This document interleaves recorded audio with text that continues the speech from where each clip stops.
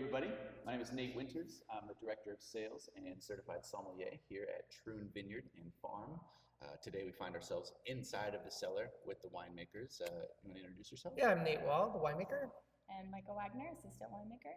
And today we have the return of a special wine for us. The release for this wine is just around the corner, and it's, I would say, our flagship white over the years. Back better than ever, very unique. They'll get into all of this, but just from a personal perspective before I let them get into it, this wine has really, I think, shaped who we are to a lot of people across the country. It's very true to terroir and I think to the varietal year to year, putting our Applegate kind of aromatics and touch with your winemaker style. I think this Vermentino is close to classic. I think it can give all those cool things that Mediterranean or Sardinian Vermentino is capable of, but with an Applegate kind of look to it. Maybe you can go into how you make it and how you see this wine expressing itself. Yeah, so first off, what's super fun about this wine, and the reason we're sitting here is we were able to use one of these large concrete vessels and completely ferment and age this Vermentino in concrete. So this is the first time we've ever had enough Vermentino to fill up one of these large containers to be able to do both the fermentation and the aging inside one of these vessels. So yeah, so this is 100% concrete fermentation and aging, full malolactic inside the concrete as well. And yeah, getting back to what you were saying about Vermentino in the Applegate Valley, this is definitely, of the 20 different grape varieties we have on Troon, this is definitely my favorite white grape variety, in so much as it just really loves being here. This is Vermentino just perfectly hits like the ripening bullseye every single year. Like, it's very reliable. You don't have to worry about it. And it's insanely consistent. So I was looking through some of the records before we shot this video, and the pick date of this one was September 23rd. The pick date of so this is the 2025. The pick date of the 2023 was September 23rd. The pick date of the 2024 between them was September 24th. Wow. And going back, it's September 21st, September 23rd, September 22nd. Like, every year, the Vermentino is just within plus or minus like 2 or 3 days of itself. Pretty crazy. And then what's so nice about Vermentino is it ripens here, and it gets these great flavors and aromatics at lower sugar levels. So we always have a lower 12%, sometimes 12.5% alcohol, depending on what it is. But then it gets that richness from the malolactic fermentation, and also, like concrete vessels, one of the things it does is helps really preserve kind of the purity of that fruit and aromatics, undisguised with any sort of wood tannin or anything. And then at the same time, it kind of adds a little bit of a richness. Just, I think part of it is with those longer and slower fermentations.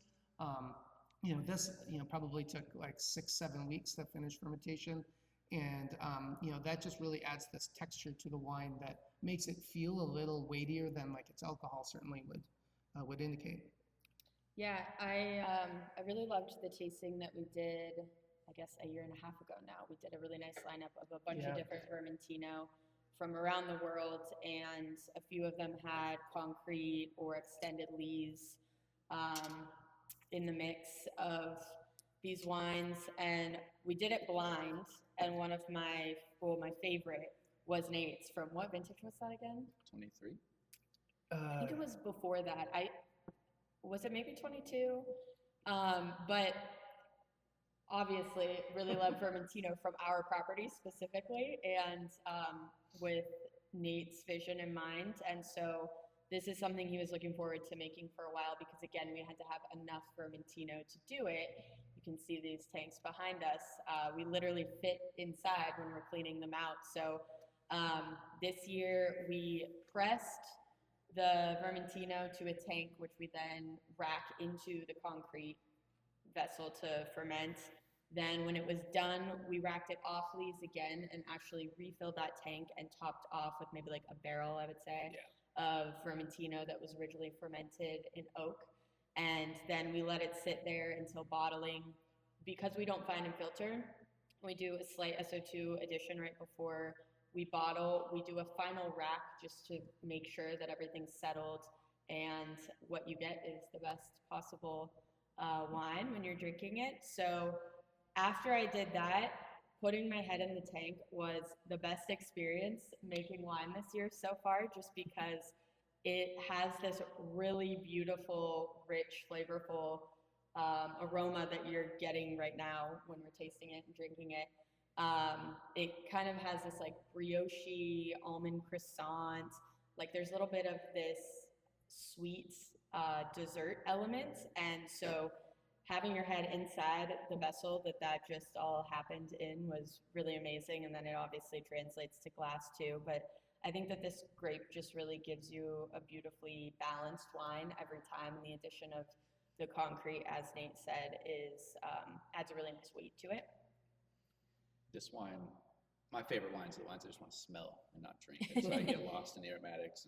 And I think this wine has like an old soul to it, you know, and it drinks with like a lot of youth, but the power, and I think what this wine is capable of doing at 11.9, coming in so fresh, but with those like soft bread potential, you know, in the future, the weight, the soft textures from the lees, these little delicate aromatics. To me, it's kind of like lemon heads, lemon peels, flowers. Like it's super citrus driven right now. It'll kind of change perhaps in the future, maybe get a little greener or less, or some more pear, stone fruit. I think the Applegate specifically is known to give a little like white flowers sometimes to these. Yeah. There's a couple Especially the sites of Vermentino. Vermentino, you Yeah. know, from Lane and Quaddy, and I think the commonality in the Applegate has got to be some sort of like delicate floral, you know, ethereal kind of stuff going on. But a lovely wine. I mean, A lot of perfect layers. for food pairing, any occasion. I think with this wine, the acid, the texture can live up to just about anything. I always love the salinity that you always get with Vermentino, and to me, that's now like a hallmark of like, you know, picking out varietal Vermentino is like, because when you taste the Sardinian Vermentinos, they all have that same, you know, kind of like saline, almost brackish type finish on it, and briny, I should say, Briny. like finish on it, yeah. And you know, ours has that, so it's absolutely expressing, you know, that varietal character here in the Applegate, which, you know, really tells me, you know, that with ripening, everything, you know, Vermentino loves to be here. Like you said, this is a very important grape for us. It also is often a component of our Druids, a white blend for that same reason, to try to bring in some of that. We don't always have enough Vermentino to be able to also put it into the Druids white, but when we can, we love to put it there because it really helps kind of tie everything together, yeah, from our site. Yeah, look forward to making more of this and letting this wine kind of open up with some time. Again, this will be released just around the corner, not too far for the liveliness that spring is. It'll be just in time for the spring and summer.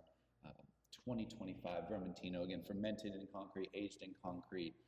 What I would say is one of my favorite, if not my favorite expression or vintage that we've made of Vermentino to date. So we look forward to you getting your hands on this when you can. Keep an eye out on social media and in our newsletters to see when we do release this. But until then, again, thank you for watching, and we'll see you next time.